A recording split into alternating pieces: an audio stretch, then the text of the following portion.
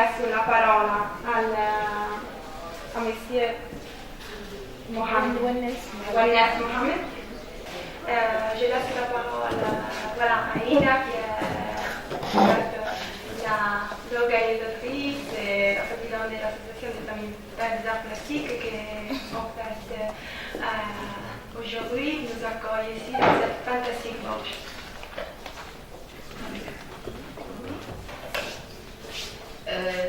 Bonjour, correction, je ne suis pas organisatrice, je suis co-organisatrice parce que l'organisation s'est faite avec Gaia Toski.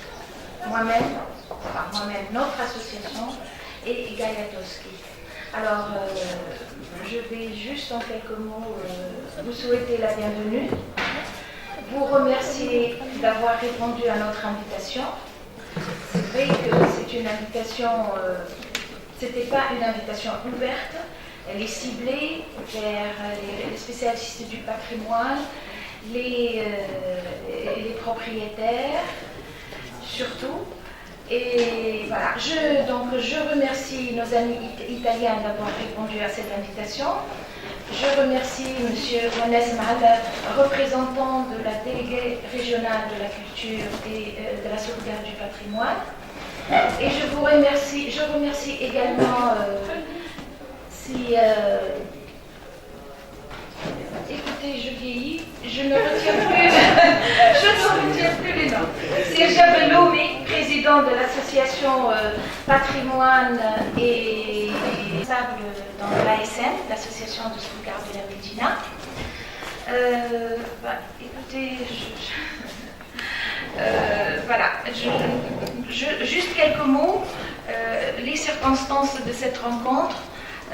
C'était SOS Bourgeoisie l'an dernier. Madame Gaia Toski a assisté. Elle a trouvé que ce projet-là irait très bien dans un circuit culturel à Perugia, puisqu'à Perugia il y a beaucoup de résidences anciennes. Et bien sûr, au fil des conversations, nous nous sommes rendus compte que Sfax souffre beaucoup de la menace et de manque de restauration. Et finalement, la proposition est venue de faire venir, d'inviter un groupe de propriétaires à faire un projet d'association des propriétaires des demeures anciennes qui peut-être feront encore plus dans le domaine de la valorisation du patrimoine, non seulement à Sfax, mais aussi en Tunisie. Je vous souhaite une agréable matinée et je cède la parole à mon amie Gaia. Merci beaucoup. Alors,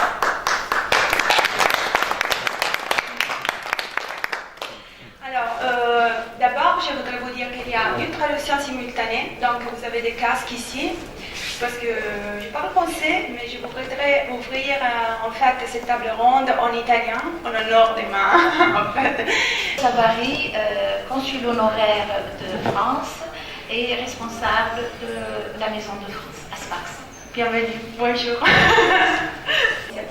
E che negli ultimi giorni ha dedicato tempo, energia e anche fatica qualche volta per scoprire un patrimonio sconosciuto in Italia, ma anche in Tunisia, perché mai aperto al pubblico e ha avuto anche modo di conoscere i suoi proprietari. Questo è il punto di arrivo oggi di questo viaggio, la destinazione finale, Sfax.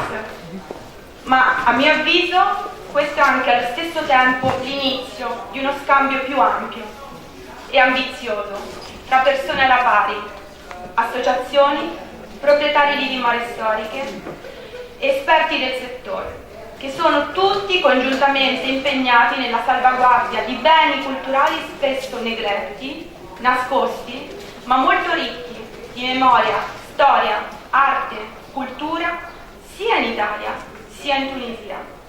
E queste sono ancora una volta, lo ripeto, le dimore storiche, che è il tema portante di questa tavola rotonda. C'è un obiettivo comune in questo incontro, un filo rosso, un fil rouge, come si dice in francese, che collega la Tunisia con l'Italia.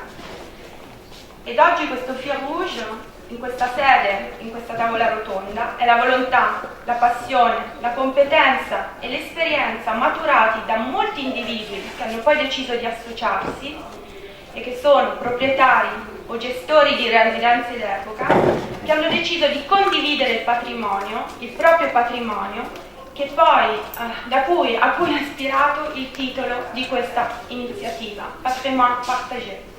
In questo caso delle case, delle residenze, delle dimore storiche, ma anche in senso immateriale, la storia ad essa legata. I progetti di cooperazione italiana culturale spesso non si limitano a degli scambi scientifici oppure tecnici di informazioni. Sarebbe bello se si limitessero a questo e sarebbe tutto molto più facile. In realtà richiedono molto di più. Madame, au nom de Madame Rabia Ferrière, la déléguée régionale de la culture, de la section régionale avec nous, je vous souhaite, surtout à nos amis, à nos invités, Des modèles et des formules en fait pour expérimenter soit en Tunisie soit en Italie pour rendre une mémoire historique rentable et pour l'ouvrir vraiment au public aussi avec un côté un peu plus business économique. Donc, je voudrais maintenant laisser la parole à la première intervenante que je voudrais vous introduire. C'est Madame Clara Caucci.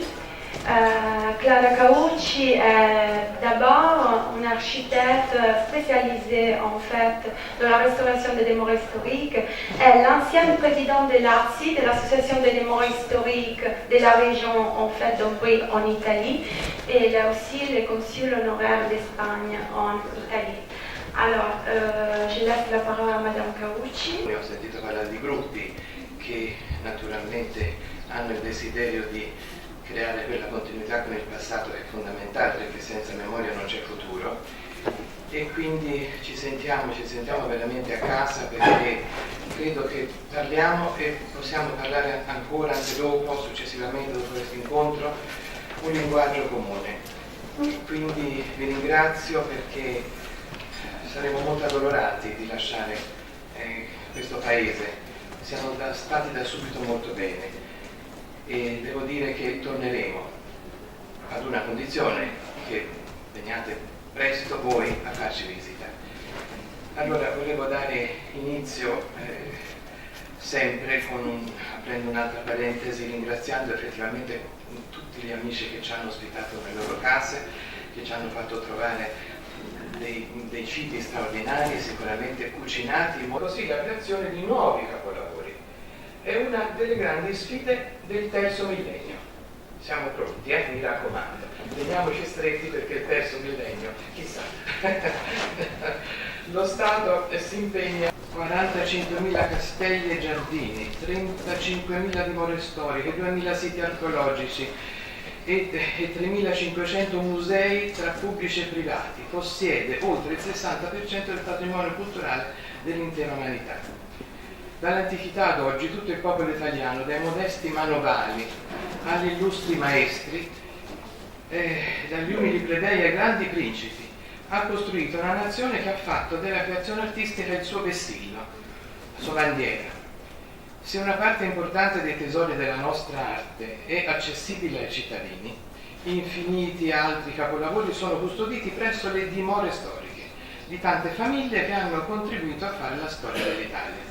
Un duplice problema si pone, quello della On consacre peut-être un quart d'heure, peut-être plus, 20 minutes, pour la discussion des différentes interventions. Voilà, pour le point d'ordre, je voudrais poser une question à madame. Merci. Non, c'est une très bonne suggestion, on va l'adopter. Oui, on va l'adopter tout de suite. Nous acceptons votre proposition. Je peux vous demander Oui, je l'ai compris, tout le monde a acquiescé. Vous savez, nous, Méditerranéens, nous parlons par le geste. Hein? Il y a toujours le geste qui est là derrière la parole et parfois il se substitue à la parole. c'est ça, c'est un patrimoine immatériel partagé. Oui. Je peux vous demander de vous présenter? Comment? Vous pouvez vous présenter? Oui, je m'appelle Nasser Bakhlouti, je suis ethnologue. J'étais pendant une dizaine d'années le responsable du patrimoine dans le sud-est tunisien. J'ai publié un certain nombre de livres et d'articles sur le patrimoine donc, matériel et immatériel. Je voulais dire une chose, si vous permettez, je prends une minute de plus. Je suis heureux qu'il y ait nos amis, nos collègues italiens à Sfax, parce qu'à mon sens, ça va devenir une tradition. Parce que ça n'est pas la première fois qu'il y a eu des échanges culturels à ce niveau-là avec l'Italie. Entre 2002 et 2005, la ville de Sfax, représentée par l'inspection régionale du patrimoine, a participé à un projet intitulé justement Patrimoine partagé. Sœur Daniel Epine, que vous connaissez certainement. D'ailleurs, il y a une amie qui était là. Il est maintenant expert à l'UNESCO. Donc, ce projet-là, pour nous, consistait à élaborer. Quindi questo le risponderò e a lei risponderò, capirà. Comincio la mia relazione dunque ringraziando innanzitutto Sfax, ringraziando Aida, ringraziando questa associazione che è stata magnifica, perché io condivido assolutamente ciò che state facendo e devo ringraziarvi perché ha cresciuto sia la mia conoscenza dei luoghi e della Tunisia sia la conoscenza umana, perché abbiamo avuto un'accoglienza incredibile, grazie. Io sono stata più volte in Tunisia e ho potuto ammirarne la cultura, la bellezza, la civiltà. E devo dire con rammarico che molto spesso questa immagine non è completa. Il presidente Clara Locatelli Caucci von Sauken non è riuscita con la provincia di Perugia, un assessore alla cultura e al turismo illuminato anche lui, hanno creato un protocollo d'intesa per cui hanno fatto sì che d'insieme sono riusciti ad aprire alcune ville molto belle che poi voi vedrete. Vedete questa, ecco, fate scorrere le immagini, abbiamo delle ville che poi vedrete anche meglio e a creare delle visite per gli abitanti dell'Umbria che non le conoscevano, perché abbiamo molte cose che neanche i locali conoscono. Erano ville qui al punto. L'ha finanziato questo libro la provincia, però lo ha pagato meno perché ne sono state fatte molte copie. La metà le ha pagate la provincia, l'altra metà sono andate in libreria e sono state vendute, per cui il costo del libro è stato poi diviso fra la vendita e naturalmente la provincia. Mi hanno quindi incaricato di fare questo progetto editoriale. Io ho molto riflettuto e anche questo ve lo lascio se vi interessa. E infine, l'ultima opera, credo che con ciò tutto il cerchio si chiude ed è finito tutto, abbiamo creato questo, l'arte del viaggio, che è stato preso prima. Abbiamo fatto un promo che è stato distribuito prima di stampare il libro, abbiamo distribuito questo per capire se avrebbe potuto avere ancora successo, se poteva essere interessante. Quindi questo ha funzionato, c'era una piccola descrizione anche tradotta in lingue, vedete? Et des petits musées privés. Est-ce que vous pouvez passer ma première fiche?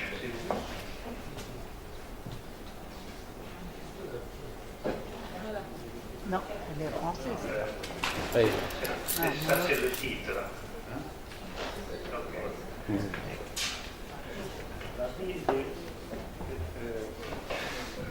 Premièrement, je veux vous présenter en deux mots la ville de Perugia. Perugia, la capitale de l'Ombrie, est une ancienne ville d'art visitée chaque année par milliers de touristes, ou disons dizaines de milliers de touristes. Elle possède des musées, des monuments, des églises qui ont un très grand intérêt historique. Il y a surtout, pas seulement, mais surtout, des importants témoignages de la période étrusque et médiévale. Par exemple, la Fontana Maggiore, c'est la grande fontaine, il Palazzo Comunale, la mairie, la Galleria Nazionale. Et là, il y a des autres monuments. Est-ce que vous pouvez passer encore? Voilà, encore, avant. Voilà, l'Arci à Pérouse.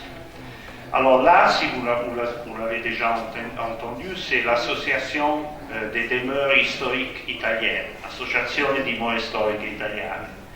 Et l'Arci est engagé à protéger des biens historiques qui ont une importance majeure, comme vous avez entendu, du point de vue artistique et culturel.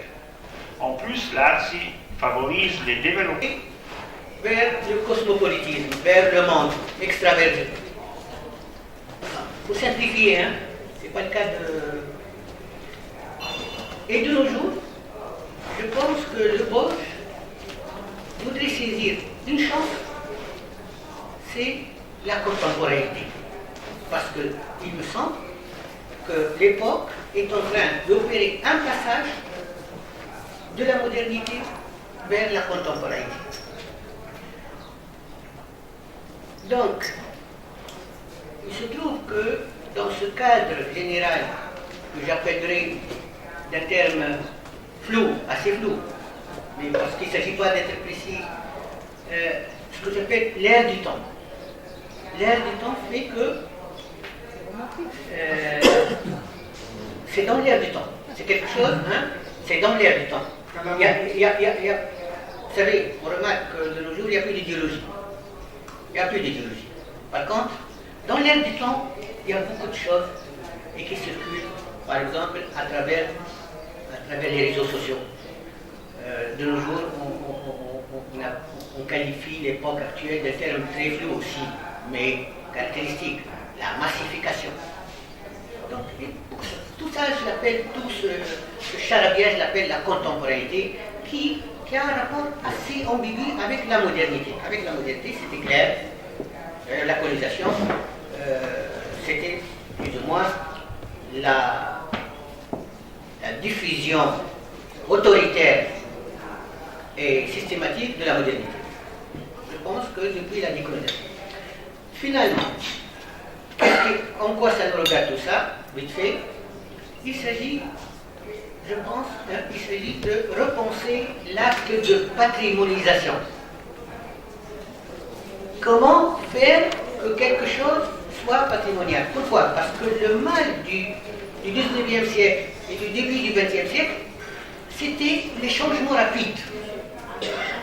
Même l'Occident a finalement été touché par le malheur qu'il a fait subir aux autres sociétés, au reste du monde. Le changement, comprendre le mondial dans un sens qui n'englobe pas tout le monde. Parce que sinon, hein, voilà, je vais venir vite fait. Et donc, en ce qui me concerne, la Tunisie, je pense quelle est la chance du Bourges dans notre Tunisie, c'est que notre pays est un pays bicéphale. Il participe aux 30% restants dont vous disposez les 70%. La notion même de produit change entre un produit centré sur l'objet, on est en train de concevoir des produits centrés sur le projet. Et vous voyez, quand on parle de patrimoine moderne, on est centré sur l'objet, sur le palais. Je viens de terminer. Voilà. Et donc, je pense que cette duplicité, elle fait partie de notre patrimoine. Moi, ça fait partie personnellement, en tant que Mohamed Hamoud, je suis à la fois Maupassant et Kli. Pourquoi? Parce que quand Maupassant se dirigeait vers Kérouan, il a observé la mosquée de Rabba Mouneha. Ça n'a pas intéressé. Il s'est tourné vers le palais de Djem et il a dit dommage, ce palais n'a pas trouvé son homère qui lui rendrait illustre. Par contre, un Paul Klee qui vient d'une culture, la culture germanique, il s'est découvert peintre devant la mosquée à Bonner. Je suis les deux et je pense que l'intérêt de Azma Tabafi, capitale de la culture, c'était la même. Et donc, les projets essentiellement, c'est justement ils n'ont pas pu rester longtemps parce que de leur point de vue, Sfax incarnait la vacuité. Da visitare con numeri di telefono, modi per prendere appuntamenti, anche cartine geografiche per raggiungerli e quant'altro. Finisco qui che altrimenti diventa l'argomento del mio secondo intervento. Un numero speciale a dimostrazione di quanto insomma eravamo riusciti a fare. Sì.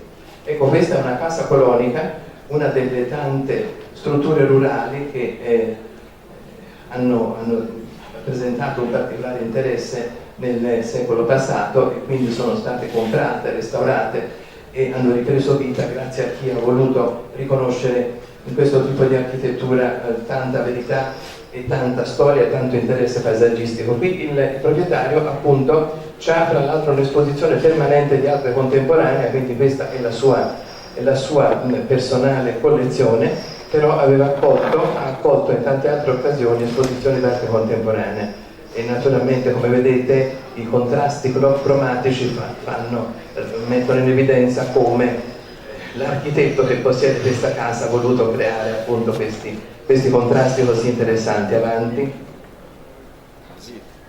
è la stessa casa vista da un'altra prospettiva, sempre con una opera contemporanea messa sulla destra. Avanti. E all'interno della casa, sempre con questa ricerca cromatica molto bella, si vedono altre parti, visitable sous la forme d'une maison-musée. Chaque jour, le public peut visiter 6 salles riches de tableaux, de meubles et d'autres décorations, de livres antiques remontant en majorité au XVIIIe siècle, et tout cela appartenait aux marquises de Sorbello. Vous pouvez quelques images. Le voilà. On peut continuer. La famille qui descend des marquises habite encore dans un appartement du palais, au rez-de-chaussée. Le premier étage du palais comprend soit les salles du musée, soit des autres salles occupées par les bureaux de la Fondazione Agnelli di Sorbello. Cette fondation gère les musées et organise aussi des initiatives culturelles. Les étages supérieurs du palais sont loués et contiennent des bureaux et des appartements privés. Voilà quelques images. Il y a la façade du palais, il y a la vue panoramique de la terrasse du palais et aussi l'entrée avec la pavimentation en bois pour les carrosses qui devraient entrer. Voilà, alors, il y a des salles, les salles plus attractives sont la salle Charles III. Charles III, c'était le roi d'Espagne qui est passé de là, il s'est fermé dans ce palais, et là, on a intitulé la salle à son nom.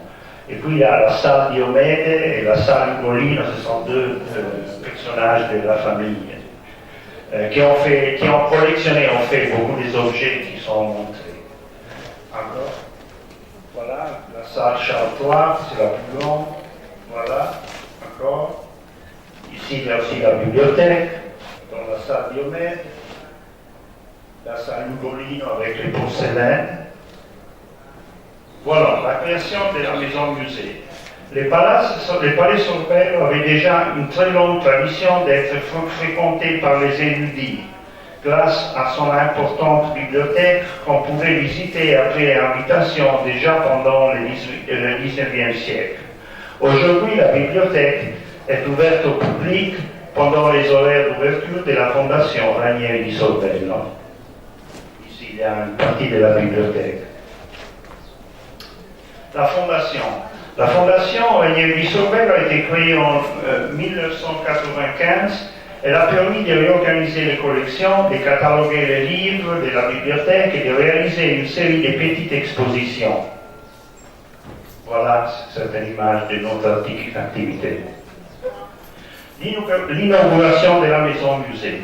En 2010, on a ouvert la maison musée qui comprend des salles au premier étage du palais, comme je disais, c'est-à-dire l'étage noble. On peut le visiter seulement avec un guide et un petit groupe, pas plus de 20 visiteurs parfois.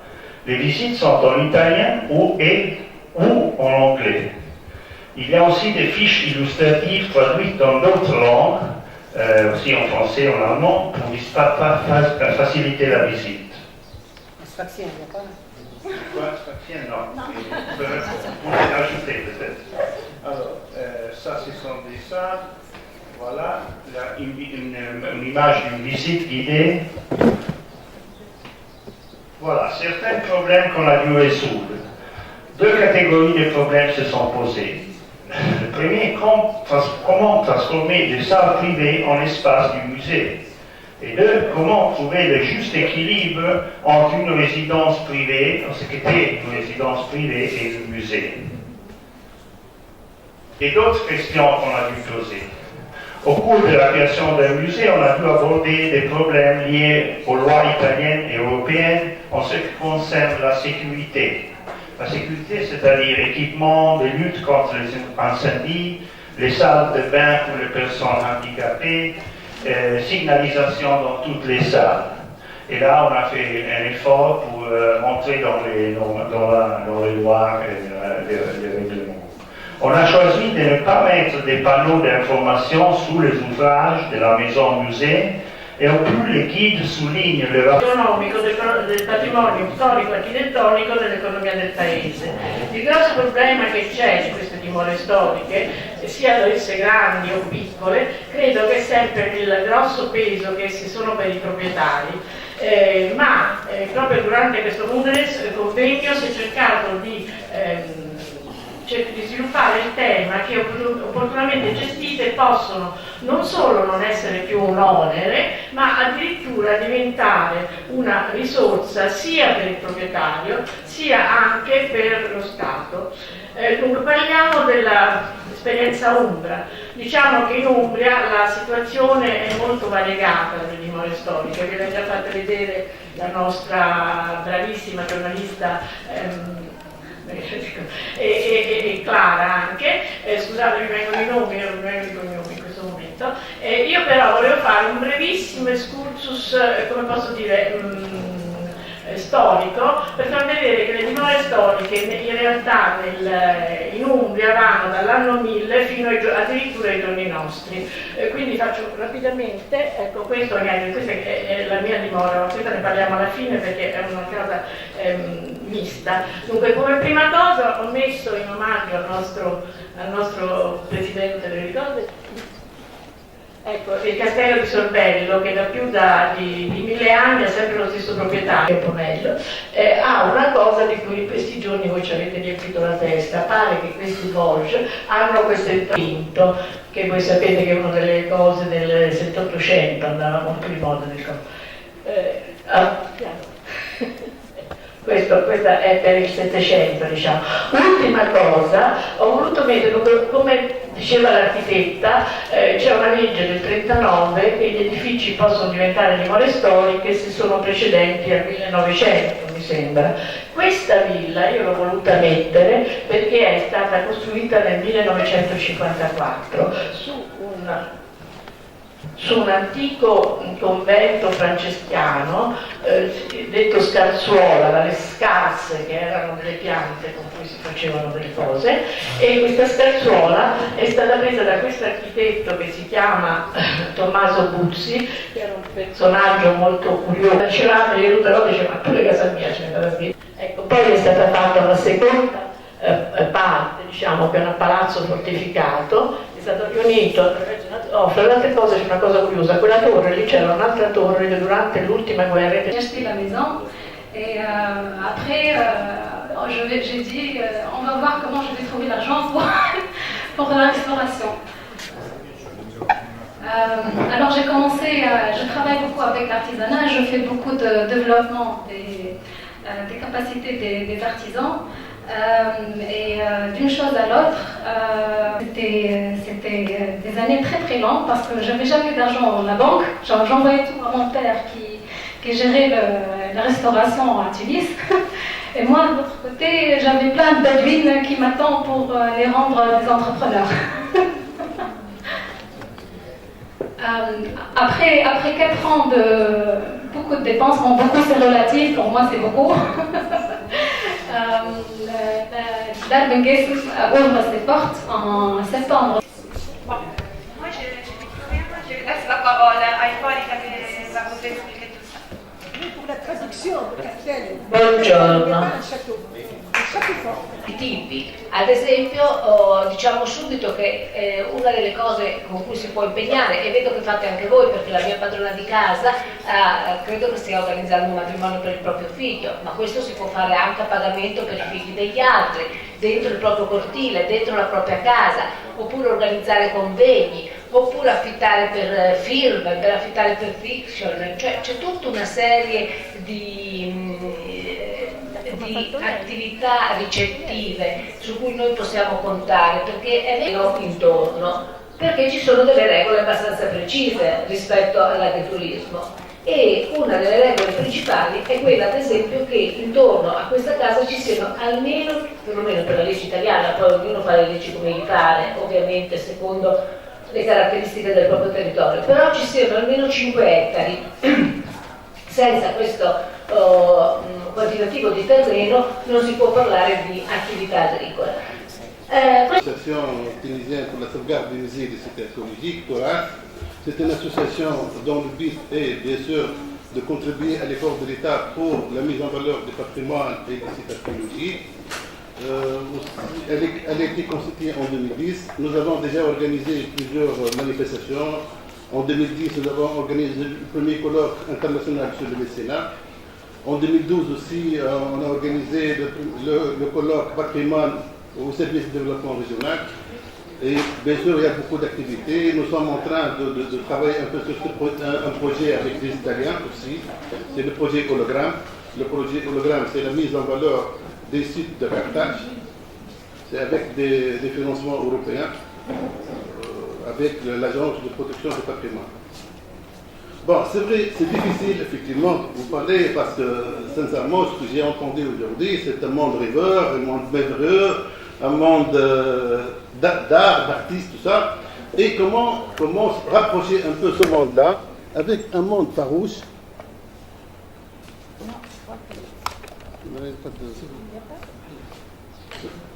Voilà.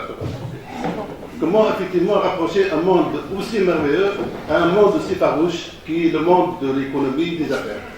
Ce qui fait, pour se rapprocher un peu, il faut un peu de concession partout. Il faut que les gens du patrimoine et de la culture se rapprochent aussi du monde des affaires. Ça, malheureusement, on n'a pas encore cette culture-là en Tunisie. Ce qui fait, j'ai milité pour ça depuis 2008 sur le mécénat. Et maintenant, nous avons un petit cadre fiscal sur le mécénat. Bon, pour parler un peu du mécénat, sur le mécénat, qui différencie le mécénat du sponsoring. Le mécénat permet à une entreprise de renforcer l'image de marque de l'entreprise. Ce n'est pas comme le sponsoring. Le sponsoring, il permet de mettre en valeur un produit, voilà, de lancer un produit. C'est complètement différent. Ce qui fait, je crois que le mécénat est beaucoup plus noble pour les entreprises. surtout pour le groupe des entreprises en Tunisie. Depuis maintenant, nous avons 60 ans d'indépendance, nous avons pu créer des groupes qui se respectent et des groupes maintenant qui doivent être proches de leur environnement culturel et social. Bon, il y a trois sortes de mécénat. Il y a le mécénat financier qui consiste à donner de l'argent. Il y a aussi le mécénat en nature. Le mécénat en nature, c'est qui consiste à donner en nature des matériaux ou des biens à l'association. Ou bien sûr, il y a le mécénat de compétences. Le mécénat de compétences, c'est effectivement mettre à la disposition des compétences à la disposition d'un projet ou d'une association.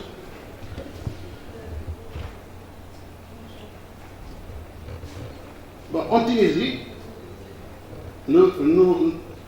en Tunisie, depuis l'année dernière, depuis 2014, par la loi de finances complémentaire de 2014, nous avons mis en place un cadre fiscal pour le mécénat. C'est-à-dire, c'est un cadre exceptionnel, pratiquement unique au monde, parce que le mécénat en Tunisie permet la déduction totale des mécénats donnés à un projet ou à une association. Il n'y a pas de limite. Tu fais 100 000 dinars de bénéfices, tu peux donner 100 000 dinars et tu ne paies pas d'impôt. Ça, par contre, en France, c'est limité à 60%, dans d'autres pays, c'est limité à 20%, etc. Bon, bien sûr, on dit mécénat. Le mécénat, effectivement, il faut que le projet qui sera mécéné, sur son projet, bien sûr, il doit faire l'objet d'un agrément du ministère de la Culture. Ce qui fait, nous avons ça depuis 2014 et nous n'avons pas encore mis en place un peu la commission qui sera chargée un peu de l'octroi de ces avantages-là. Bien sûr, pour avoir ça, il faut un dossier, une fiche de projet, il faut tout ça. Bien sûr, soit une association qui peut le faire, soit une entreprise qui peut le faire aussi. Il n'y a pas de condition à ce niveau-là. Mais bien sûr, à travers une association, ça sera beaucoup mieux. Tout à l'heure, quelqu'un a parlé un peu de fondation. Ça, c'est important aussi de mettre en place.